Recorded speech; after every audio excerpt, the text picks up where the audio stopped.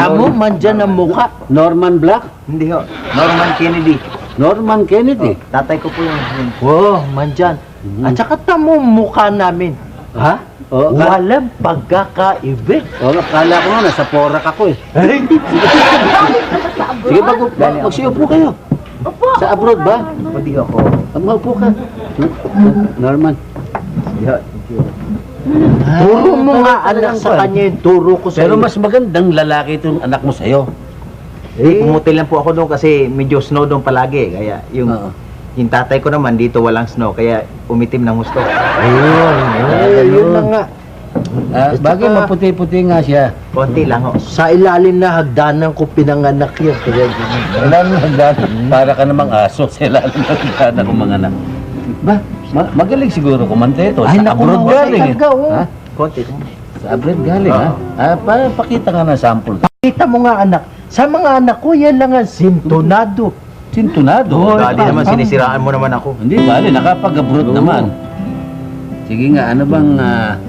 Paparinig ko ho isa yung ano, yung Muslim version po ng Baliling. Baliling. Baliling. Talaga naman sa Muslim nang galing yung Baliling. Sa Muslim ba galing? Ang composer niyan, Muslim. Hindi naman Tagalog yung Baliling. Muslim song talaga yan eh. Napakagandang kanta. Pero hindi ko pa nadidinig sa Muslim yan. Kakantahin ko yung ngayon. Sige nga, pakinggan ko. Pero maiksi lang ho, isang paragraph lang. Muslim. Oo. Ayun na, mata-translate naman natin yan eh. Bila na Baliling, layo-layo. Umila si Baliling, layo-layo. Layo ng pira. Si Tangkay Baliling, pasimuto. Si Wag na natin translate yan. Bakit man dyan? Baka magalit si Mr. Manuling Muratulika. Hindi ko gusto ang tunog eh. Sige. Bangkaw ko Baliling, matugo. Ang bangka ni Baliling madugo. Layo naman yata. Puro kaw Baliling, marikago. Puro kagaw si Baliling. Hindi, wala. Biro lang yan. Pero ano ba talaga ang kanta niya sa Tagalog? Tagalog, alam ko yung Tagalog. Tinagalog yan, hindi ba? Tinagalog. Nasama pa nga sa commercial yan, hindi ba? Paano ba ang kanta niya sa Tagalog? Tagalog. Eryo.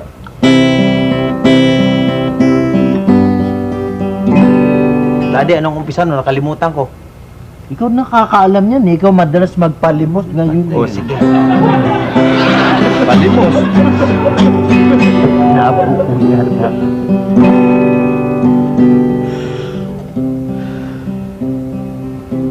Sana lang.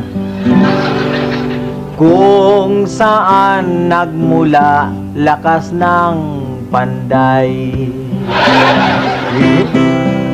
kung saan nagmula tapang niya tibay, ang bangis ng leon at ang lawin, ang mga alamat ng bayan natin. Yung po ang Tagalog niyan. May English niya na. May English ba niyan? Oo, nung magpunta rito yung pinsan mo, Pinsa, sino? si Stevie Wonder.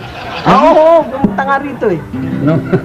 Nung magpunta rito si Stevie Wonder, gumawa siya ng lyrics niyan, English. English. English man dyan? Oh, Meron ba niyan? Oo, na magkainuman kami dyan sa Angustia. Kumanta siya niyan. English. English. Oo, English. Baka hindi naman si Stevie yun. May English niyan. Meron ba? Gusto mo madinig? Sige, subukan. Sige. Pilitin mo.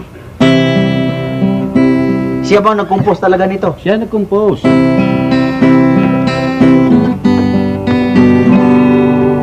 I have two hands, Baliling, the left and right.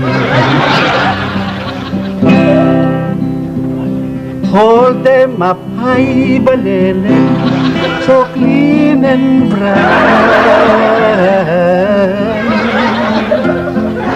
Wrap them softly, Baliling. 1, 2, 3.